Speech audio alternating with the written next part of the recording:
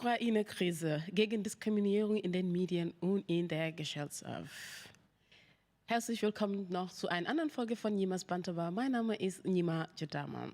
Heute im Studio würden wir über die ukrainische Krise sprechen, zusammen mit einem Rechtsanwalt, Alexander Gorski, Jennifer Kamau von der International Women's Space, Aktivistin. Noch online dabei ist Marianna, die von Media Diversity Institute oder Get the Trolls Out Project zusammen mit mir sprechen. Also Nyimas Bantaba ist eigentlich ein bilinguale Talkshow, Englisch-Deutsch. Deshalb heute werden wir komplett das Sendung auf Englisch machen. Und countering discrimination online in the media and in the society, a discussion with journalists, activists, and a lawyer. The war in Ukraine has made or might seem a double standard towards refugees and migrants once more apparent, as media narratives has been particularly, call it if you like, biased or unbalanced towards the situation. This discourse takes many forms actually across different countries and sides of the political spectrum, making visible the pervasiveness and persistence of racism and Islamophobia within European identity.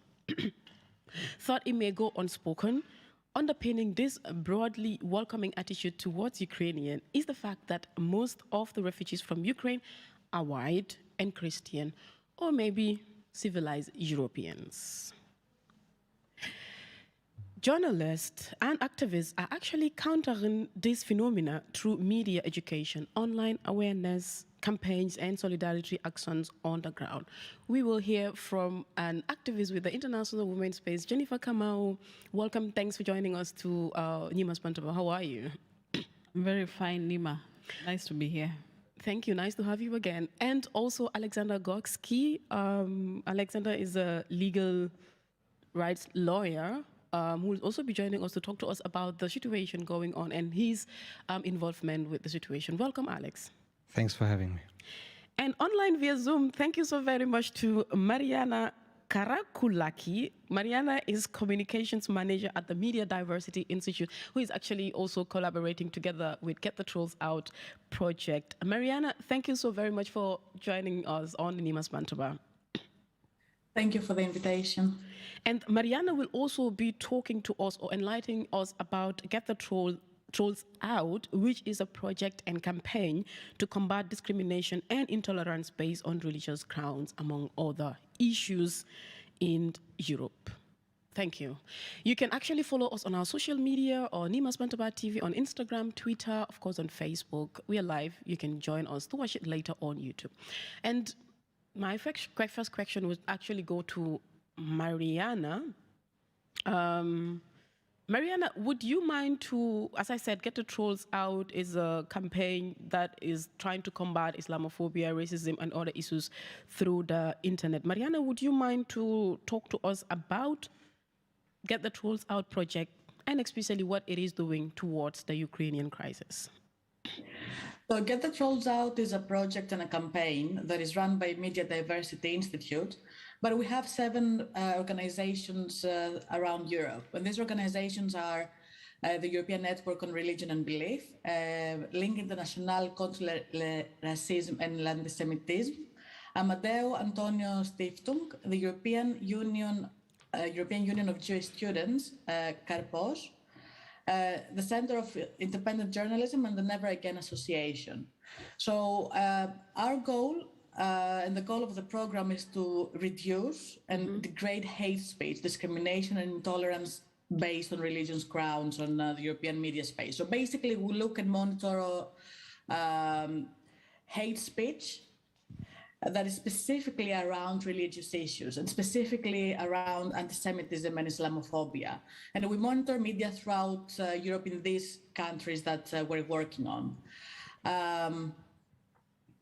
When it comes to Ukraine, Ukraine is not is not one of the countries that we're working on. However, what we do when it comes to this issue is that we look the way that media in the countries that we work report on the war and on refugees. And we have noticed these double standards that you have also mentioned.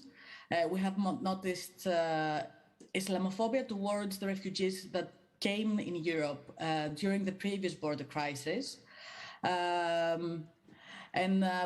are also noticing, especially more recently, a shift when it comes to Ukrainian refugees, a shift in narratives, especially in countries such as Poland.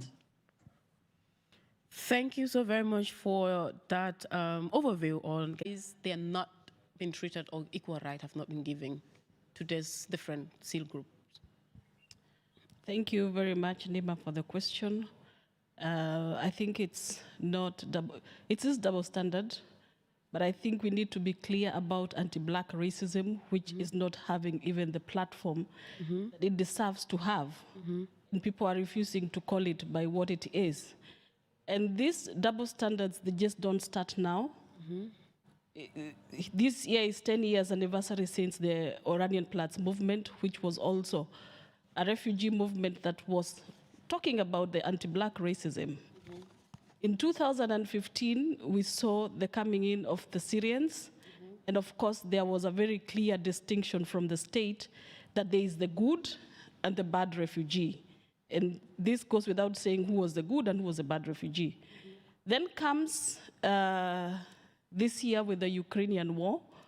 And of course, it started with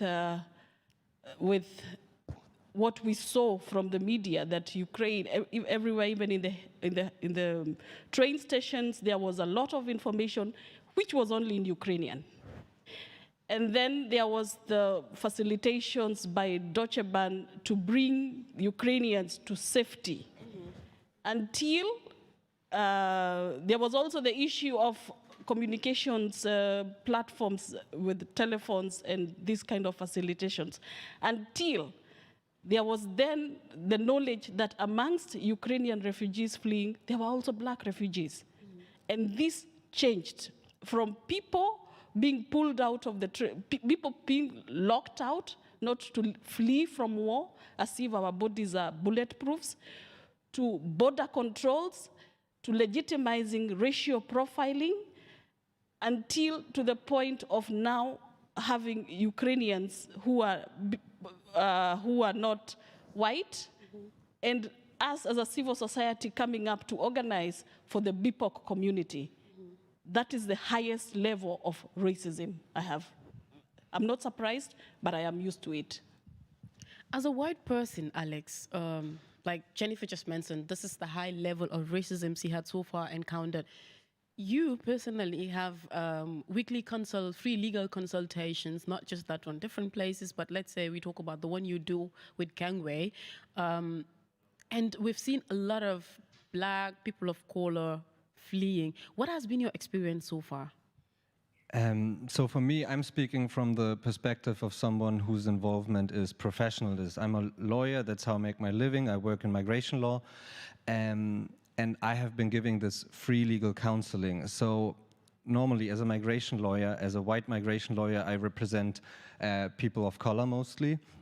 And obviously that's a privileged situation and a situation of contradiction. But what I've seen during my career, what I've seen now with the Ukrainian war is exactly what you just mentioned, that there's the good migrant and the bad migrant, and that this definition is determined by racism, and I would also say by geopolitical interests. Yeah. So now people who come to my free legal consultation that I do every Wednesday are mostly young people from various African countries, from Nigeria, Cameroon, Sudan, who went to Ukraine to study or to work because of the conditions in their home country. And it was a way that they thought they could better their lives, they could help their families. And then they encounter this war, they have to flee again. And then I would say that a chain of discrimination starts from the moment that they have to flee, and that already during the way westwards to presumed safety to Germany, there's a chain of discrimination starting from border controls, racial profiling in trains, and now the legal situation that they encounter here in Germany. And, you know, you said the double standard or the racism started the day they were supposed to free from the borders and so on. You know, I've read actually many articles, and then there is this saying that some of them are actually not real refugees, like maybe in terms of they're not students, but like they're just there in search of greener pasture. Have you come across such people, and how did you handle these situations? I think the narrative of what's the real refugee and what's the refugee who just pretends to be a refugee is anchored in international refugee law itself. International refugee law is something that, as we know it today, comes into being after the Second World War, with the experience of the Second World War, with the specific focus on what has happened in Europe. So the original Geneva Convention was drafted only for European refugees. And so I think and also only covers certain people persecuted, but the international refugee regime doesn't counter structural injustices, it doesn't counter colonialism, it doesn't counter imperialism. So there, within the refugee definition, as it is in international law, the problem already starts, because who made this definition? And I think the crisis now shows that this definition is way too narrow. It's history, it's very problematic, and it's time to overcome this and look for new ways. Mm-hmm. Well, okay, here again the problem starts with the definition of who really is refugees, and then we all hear that it's actually really meant for Europeans, not really for the other people of color or black. This is another discussion that Nyimas Bantaba would look at. Marianna, I think she's still there. So all this humanitarian crisis, actually all those points, let's say in Hungary, for a case in point is Hungary, where the country has actually refused to admit refugees in 2015, for example, the Syria crisis. The Prime Minister, Victor, has actually described non-European refugees as invaders, migrants that are actually like Muslims. He says this to actually ascertain or maintain the cultural identity of Ukraine. These are like harsh statements that could be seen as hate speech on the internet, and this is one objective that Get the Trolls Out is really looking at to combat on the internet. What has been your take on such statements so far? So Viktor Orban has made his anti-refugee rhetoric the banner of his government, and we have seen it, as you mentioned, in 2015 with not admitting people who came from the Middle East and from Africa during the border crisis of 2015. When the Ukraine crisis happened, we did notice a small shift in rhetoric, because Ukrainians are white and Christians. This means that they are very much welcome. However, the shift is changing now, and our partner is noticing the rise of anti-immigrant rhetoric in all media outlets in the country, and especially the media outlets that are linked to the government. And our partners, the Center for Independent Journalism that I mentioned before, they have actually published a series of research papers that look specifically on the way that these narratives change and the way that they have changed quite recently. So our work, as I mentioned, is to look at those narratives and try to understand and explain where they're coming from. And also at the same time support independent media that are not linked to the government. So what is the most common thing that we are seeing in Hungary is that the media that are linked to the government follow a very a governmental line. And recently there was an investigation by, I think, Radio Liberty Europe, but I'm not quite sure if it was them, that they have actually recordings of editors saying to their journalists, do not use the word refugee, do not use favorable terms for people that are fleeing conflict. but use the word migrant or immigrant. So it's quite disturbing what is happening in Hungary. It's not surprising because we have seen this since 2015, and it's very much linked to the current government. And it's an issue that we are following very closely. Thank you so very much, and we look forward to the outcome of what you were following, not just in Hungary, but in Bulgaria as well. And this goes to Geneva. The Prime Minister Krieg also recently talked about the issue of these refugees, and I quote, he said, "These are Europeans, they are intelligent, they are educated people. These are not refugees, people who really already have identities and all that you could talk about." How would you also, as a migrant or women rights activist, describe such a statement? I think it's the highest level of white arrogance, because this is where you find what we call classism arrogance, nationality arrogance, and capitalism arrogance in one sentence. And this culture of white arrogance is something that we need to talk about very candidly, because now they have refugees in their backyard. Yeah.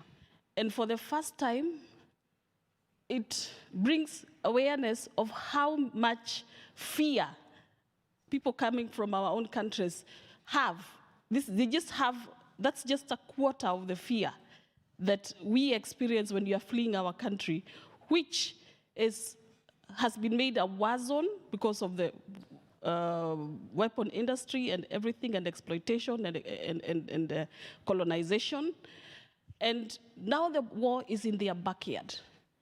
And there are two things that make me very excited in the whole of this catastrophe: that COVID brought death under the noses of white supremacy, and everybody was fearing death. In one time, we were all afraid of death, and they had a feeling of fear.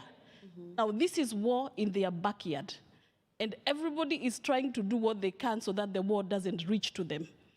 And there's no space for white arrogance, because the reality of the situation has to be faced. So whether he talks about people who look like them, blonde, blue eyes, or who are not, whoever they are not, he should look at the reasons as to why people flee, not get this sickness into his head.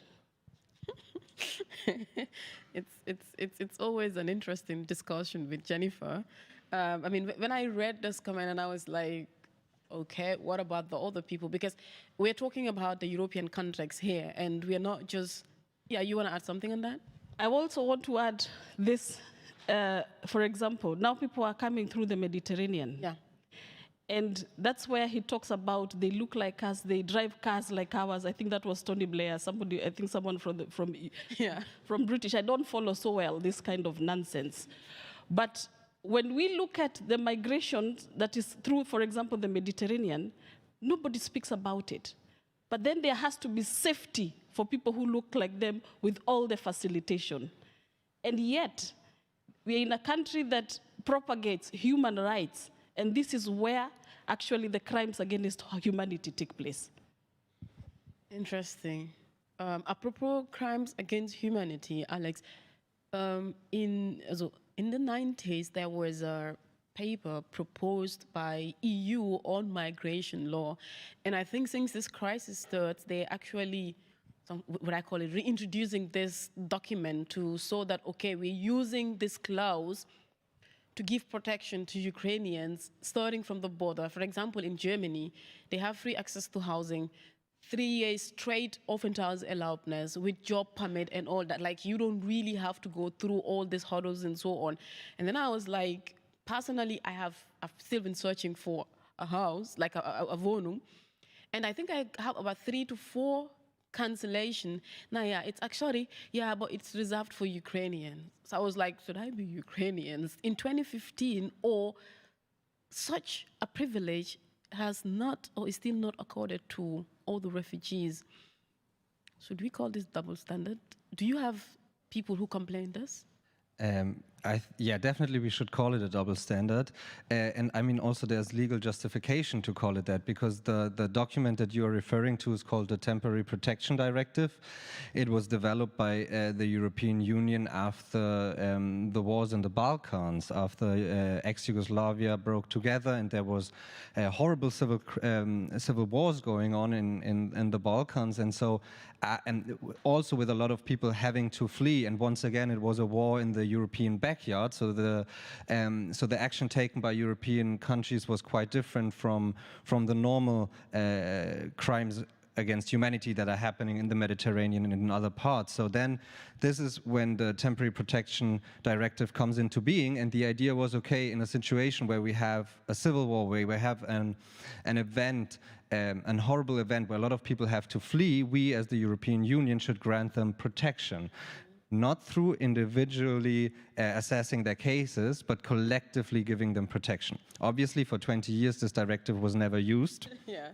Even though there were good reasons to use it in the meantime, and now in early March it was activated for the first time. And it covers Ukrainian, here in Germany it covers Ukrainian nationals and their family members. It covers people who have international protection or some other kind of humanitarian status in Ukraine. And the third group, and this is what we're speaking about today, are third country nationals with unlimited or limited residence permits in Ukraine. And for them it's way harder to fall under this protection directive here in Germany. And so I think there's two double standards here. First of all, the activation of the Temporary Protection Directive on a general level shows what's possible, legally possible, and what the governments can do if they want to.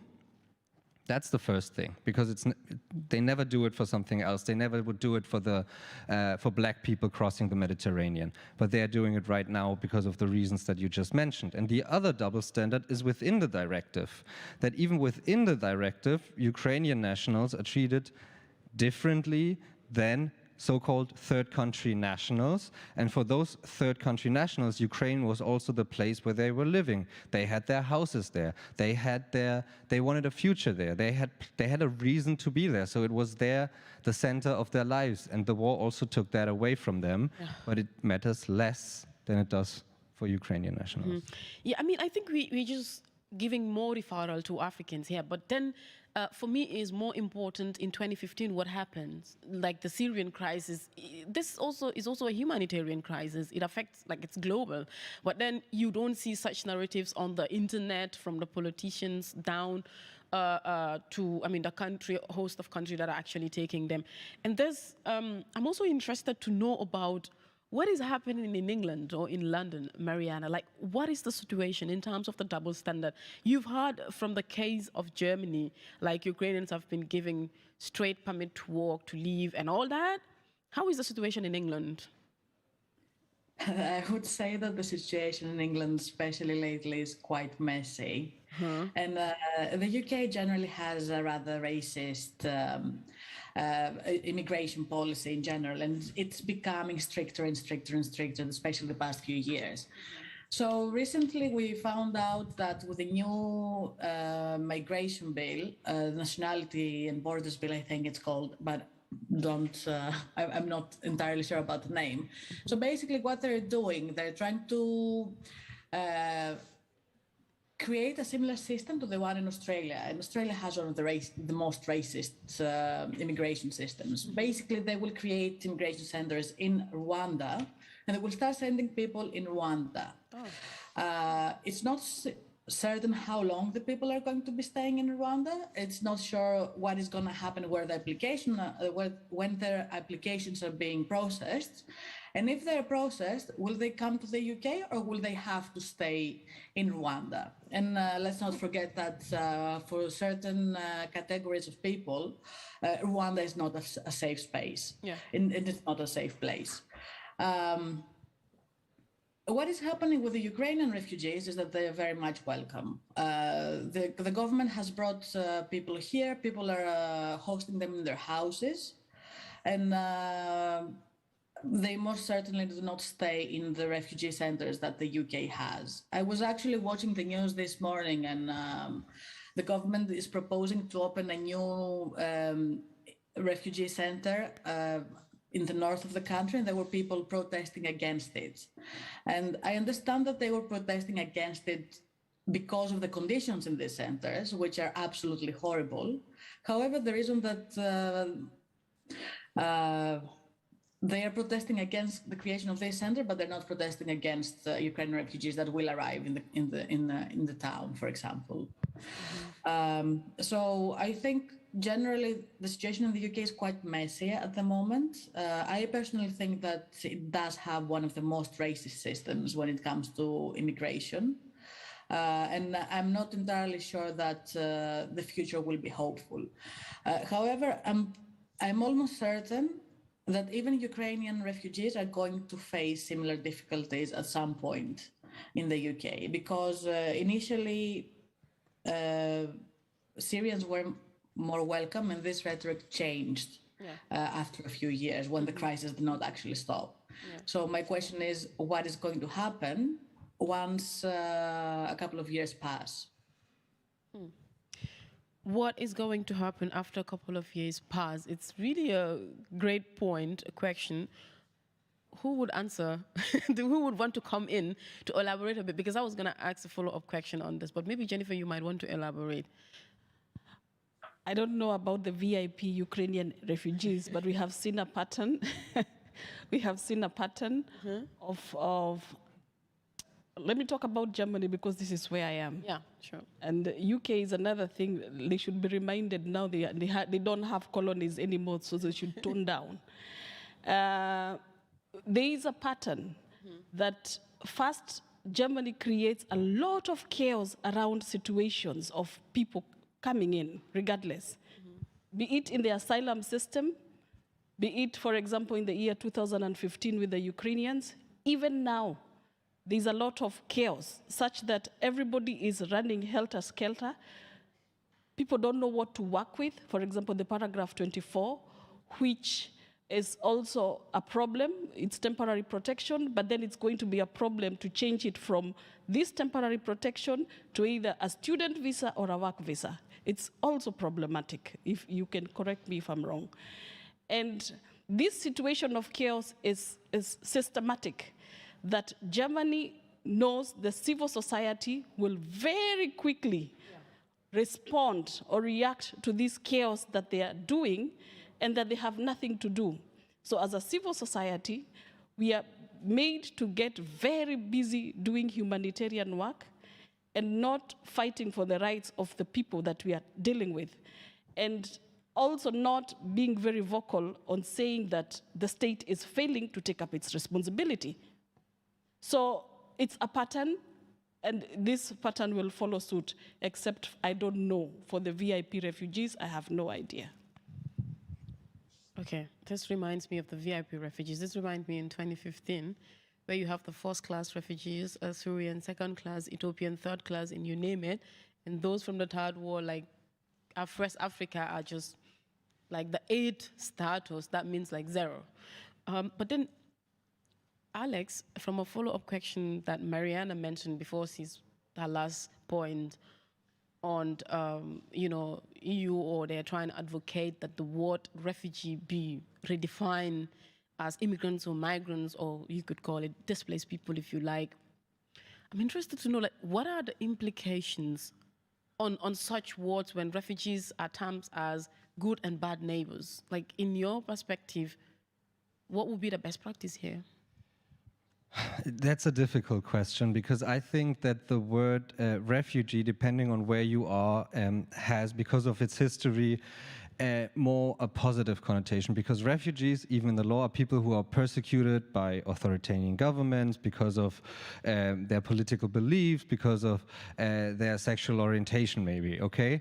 And with migrants, the thing is that over the last years, especially since 2015, there's this idea that a migrant is someone who comes in order to seek social benefits, who's fleeing poverty, and in the eyes of the European Union, that itself is a crime, fleeing poverty. So I think we have to distinguish between the legal use of a word and the everyday use of a word, but we also have to be very conscious that governments know that. So the German government is right now is very good to use a very inclusive language to make horrible policies and to basically justify human rights violations.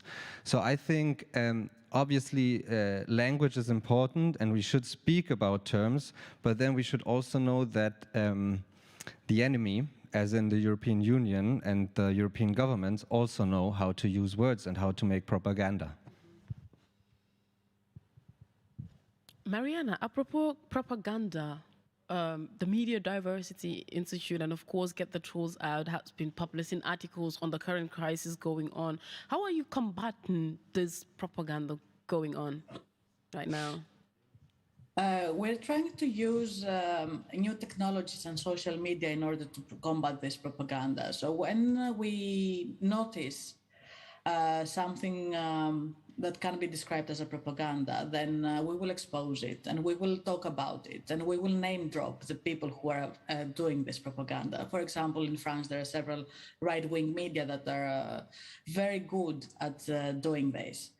When it comes to certain cases, when we see that some form of propaganda is quite it's long-lasting, then we will look into it in more depth and we will research that a little bit more.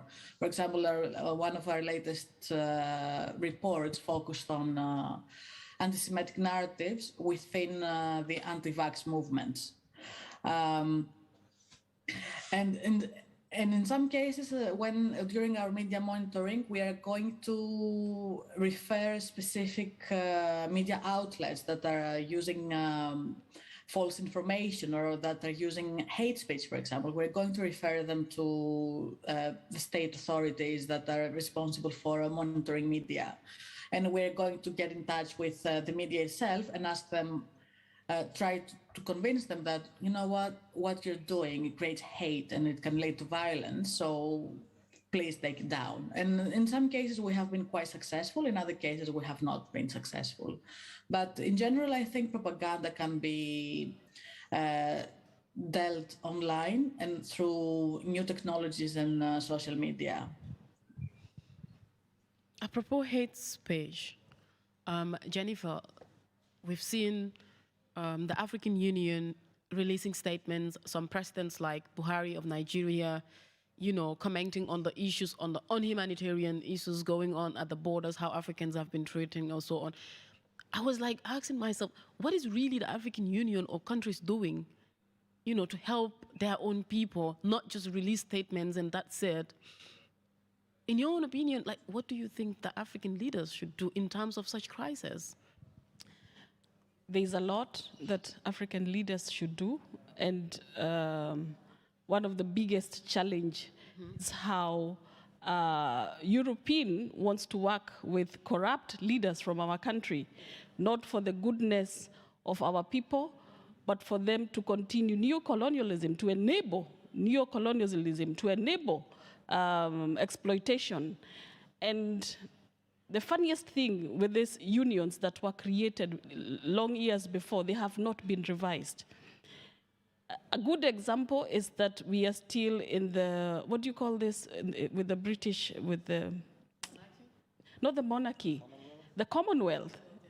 I come from Kenya, we are part of the Commonwealth. I think every British colony is part of the Commonwealth, but then it is a Commonwealth that enables them to continue exploitation. So there is a lot which the African countries can do, and I have seen, because we have to be reasonable and understand that we are coming from a very serious colonial era.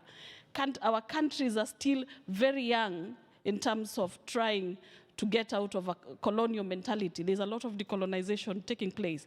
we are the countries that are developing countries, and we are being called developing countries because our resources are still being taken. Otherwise, we are the developed countries. You know, this usage of words and talking about impoverishment of certain people. You know, we have been impoverished.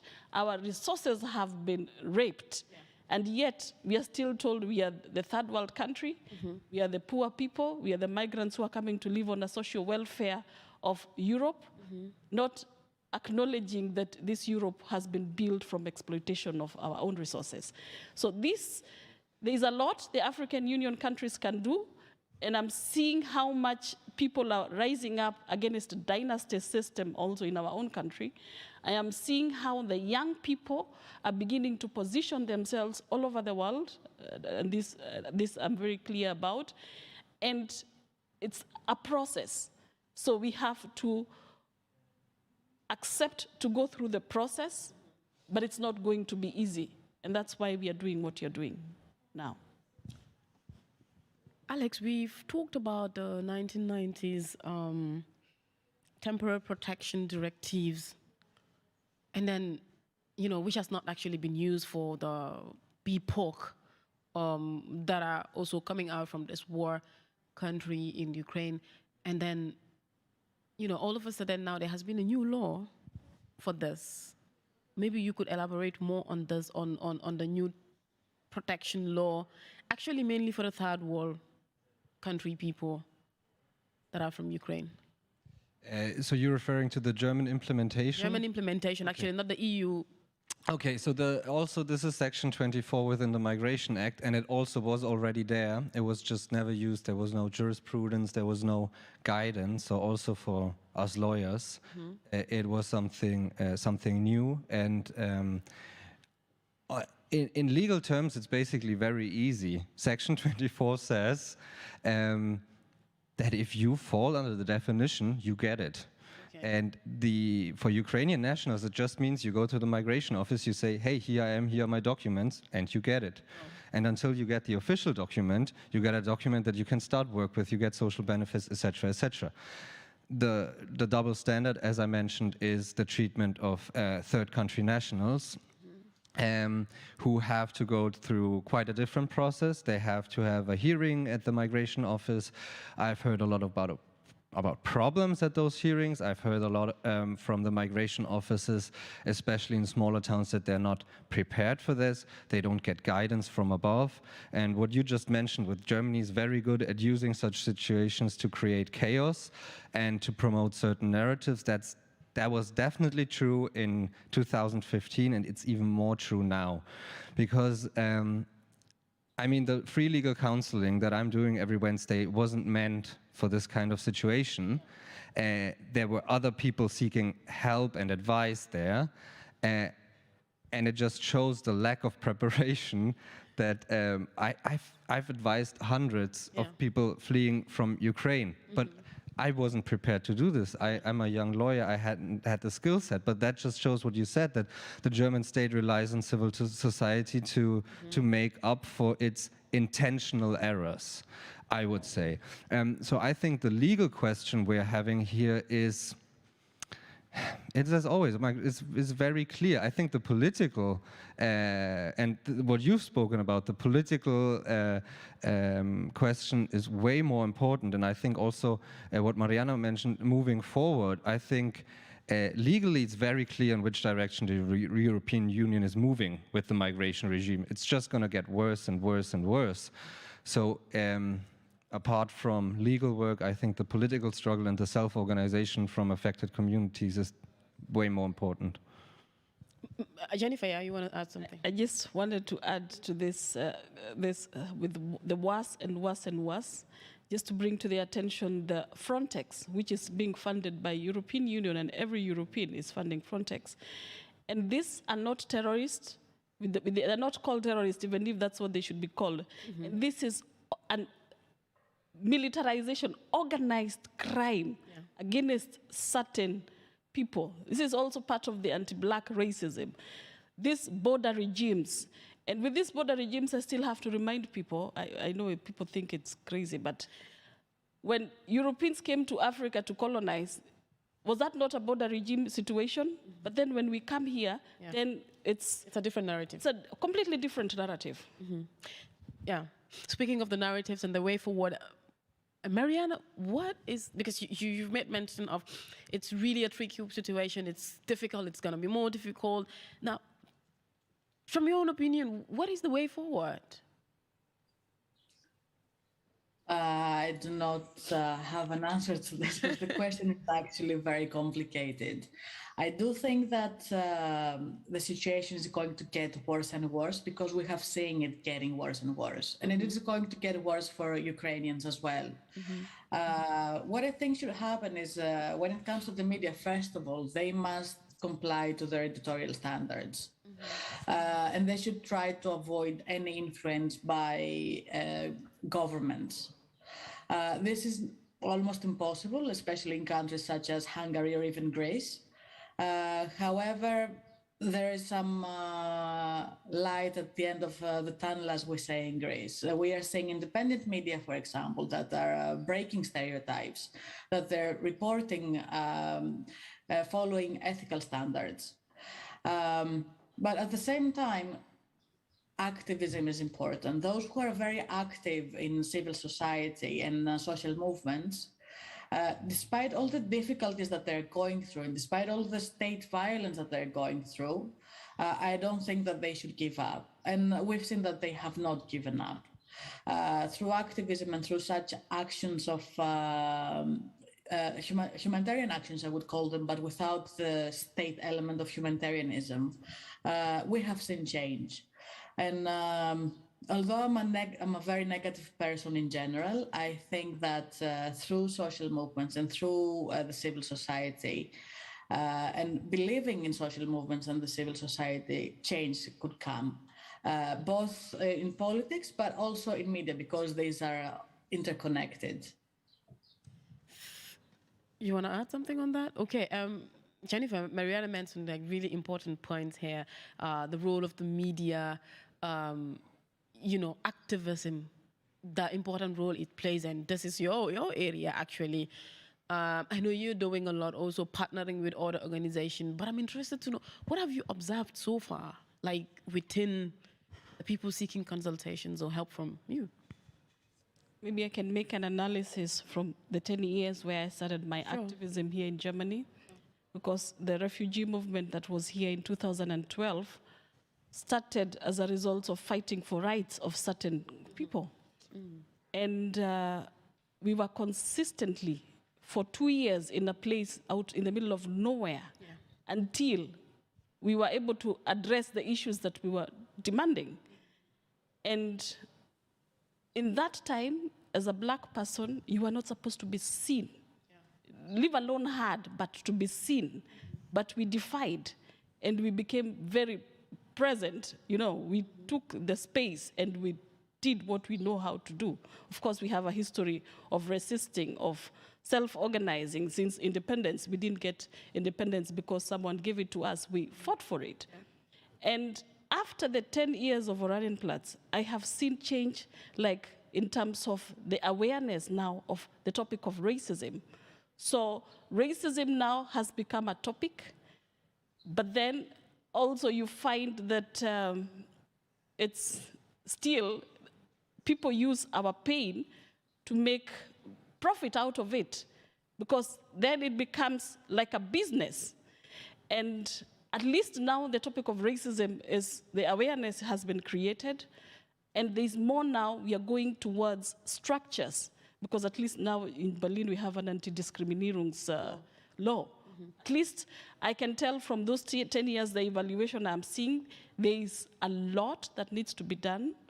As an activist, I have no option of not doing it. Otherwise, it means if I accept what is being done, then it means then I have no space to live.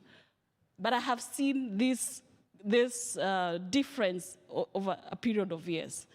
And I have seen also so many organizations sprouting up since the 2012.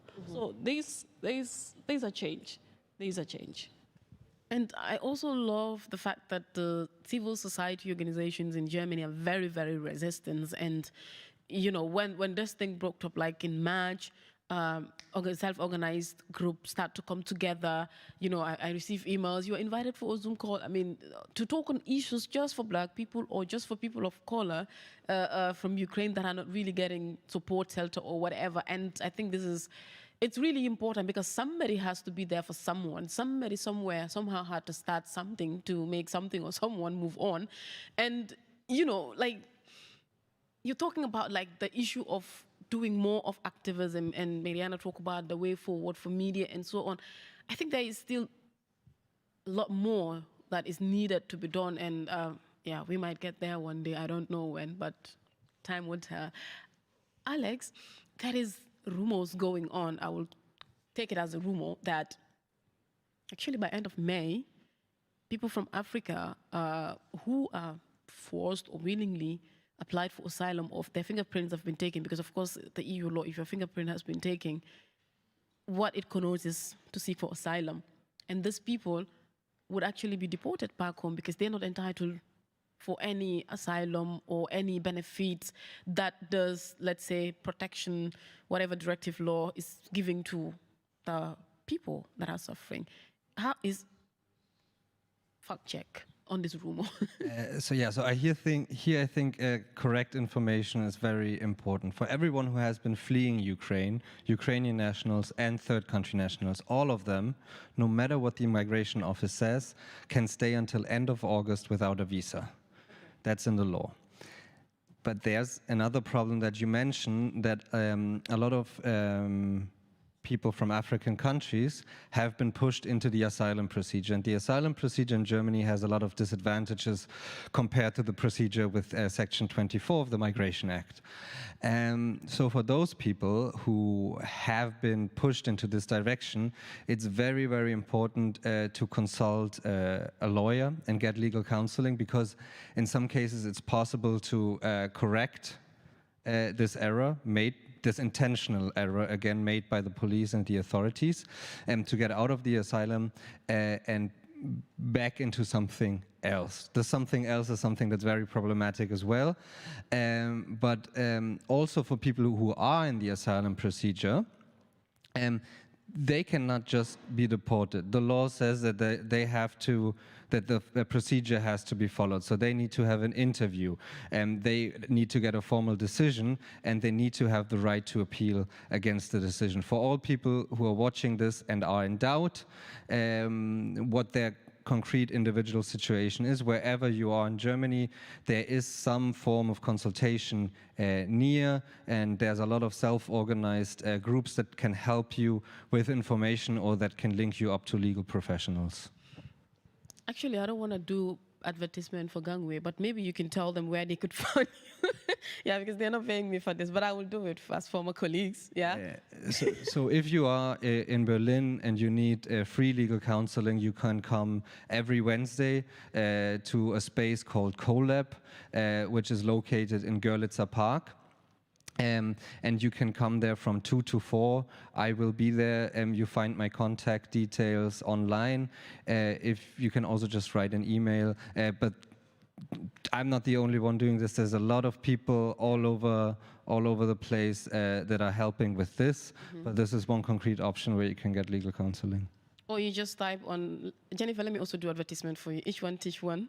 Or look out for Jennifer on International Women's Space. Actually, she's a jack of many trades in this context. So you can have lots of free legal counseling, or just drop a message on Nyimas Bantaba and we would link you. We could also do that for free. Marianna, I already had formulated a question for you. I hope I didn't forget. Okay. Speaking of the civilians, right, let's say get the trolls out, do a lot on Islamophobia, on hate speech on the internet, on racism, anti-Semitism, and so on. And of course, this Ukrainian crisis has to do a lot with that, on the double standard and so on.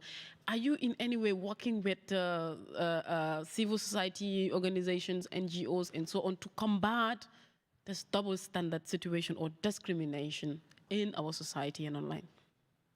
Our partners are actually part of the civil society, and our partners in those seven European partners that I mentioned. However, we do work with activists as well, and for example,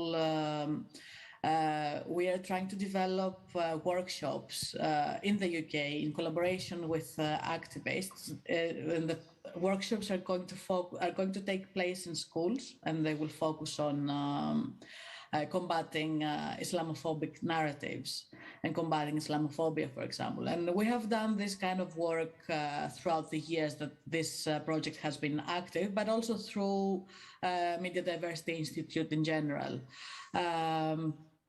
So yeah, our work is very much influenced and our work is collaborative with the civil society and with activists around Europe and beyond Europe. If we look outside of outside of the Get the Trolls Out project, because we have projects that take place globally. Yeah, cool. And Alex, what are the legal possibilities for the third world country people? I mean, of course, they file for asylum or there are possibilities to apply for schools and so on. Maybe just to summarize it, what are the legal possibilities? What is their right or privileges as well? Before I do a summary, I just want to alert that every individual case should be checked, because sometimes people just forget something or don't understand something quite right because the legal language is made to confuse people. So I encourage everyone to see individual legal counseling. On a general basis is that some third country nationals will fall under Section 24. This is for people who come from other countries and had international protection or some kind of humanitarian status in Ukraine. It's not a huge group, but I've met people who had this kind of status. And then the other thing, if you are if you are a third country national, but also a family member of a Ukrainian national, you also fall under Section 24. And then if you had a permanent residence permit, you don't automatically fall under Section 24, but the assumption is that you probably will. The big problem is for people who only had temporary residence in Ukraine. So most of the people that we are speaking about today, mainly young people who went to study the language, who went to work, or who went especially to study in Ukraine. And for those people, the situation right now is really, really difficult, and there's a lot of uncertainty. And those people should still apply for temporary protection, and they can stay until the end of August and have the possibility in that time to apply for another residence title. But the threshold to get another residence title is very, very high, especially because, for instance, for a language visa or a student visa, you need to prove that you're financially independent from the German state. And for instance, for a student visa, you need 10,000 euros in a blocked account, and who has that? But there's groups working where you are participating, who are also opening up some possibilities for those people. And I think for those people it's very important to get individual counseling, to know their rights, to know what's going on, and based on that try to make the best decision possible. But I will not lie to you, the situation for them is a situation of uncertainty. It's a situation of a lot of grief and also a lot of pain. And it is very difficult. Do for example, African student or from the third country people, student that are currently already in Germany also need a block account? If they want to have a student visa in the future, yes. For now, the only privilege, and I say privilege with cynicism, to be honest, is that normally if you don't have a regular visa and apply for something in Germany, they ask you to go back to your country again, apply for the embassy. And that's the only thing where they said, okay, third country nationals who are already in Germany don't have to do that. They can apply here, but they still have to fulfill the requirements. And about the student situation, before this show, I spoke to Jennifer about this. There's talk and there's a pressure from civil society on universities, on the federal government, to do something about this, but whether this will happen in time is uncertain. And there are efforts in the background to open up possibilities, and there have been actions by some individual cities, such as Hamburg, to try to improve the situation. But on a general that's the double standard we're talking about, that there's right now, for most of them, the perspective here is really, really difficult. The perspective here is really, really different.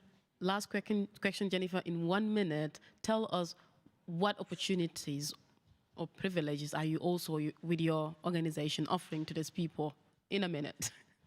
It's not privileges, it's nothing, but we are just trying to shed a light and to kind of try to integrate them into the German system, which is very brutal, it's very racist. Yeah.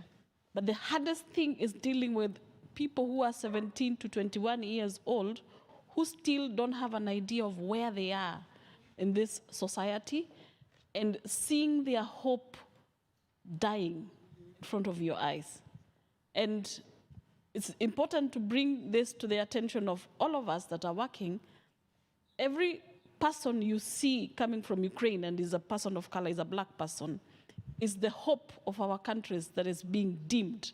We have to look at it from a broader picture, because this is a certain group of students who are trying to change their way, to get some knowledge, to become empowered. Most of them are doctors.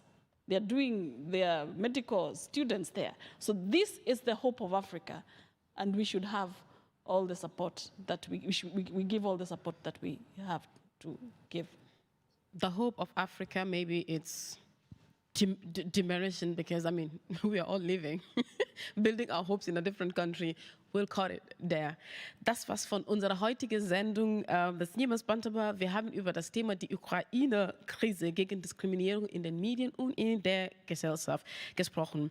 Bantaba ist ein traditioneller Treffpunkt, wo Leute zusammentreffen und setzen und diskutieren über verschiedene Themen, Migration, Frauen-Empowerment, Kultur und so weiter. Wie heute, wir haben eine Bühne, wir haben über die Diskriminierung in den Medien und in der Gesellschaft gesprochen. Der Wort Bantaba leitet sich von einem großen Baum ab, eigentlich artifiziell, aber geht auch. Der Wort kommt von meiner Muttersprache in Gambia, wird aber meist in Westafrika gesprochen. Auf das Bantaba-Bühne, wie gesagt, beschäftigen wir uns mit verschiedenen Themen und diskutieren mit Leuten von diversen kulturellen Hintergründen mit dem Fokus auf Migration, Frauen, Empowerment und Kultur.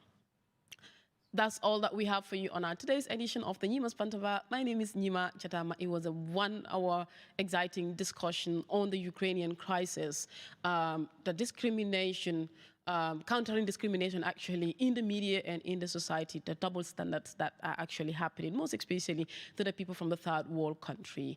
You can join us in our subsequent discussions by sending us an email on nyimasbantaba@gmail.com. We are on Facebook, Instagram, and Twitter, on all social media accounts. Join us. We are live today. You can watch this on YouTube. It's a goodbye from me until another time, another episode. It's a goodbye from me. Ciao.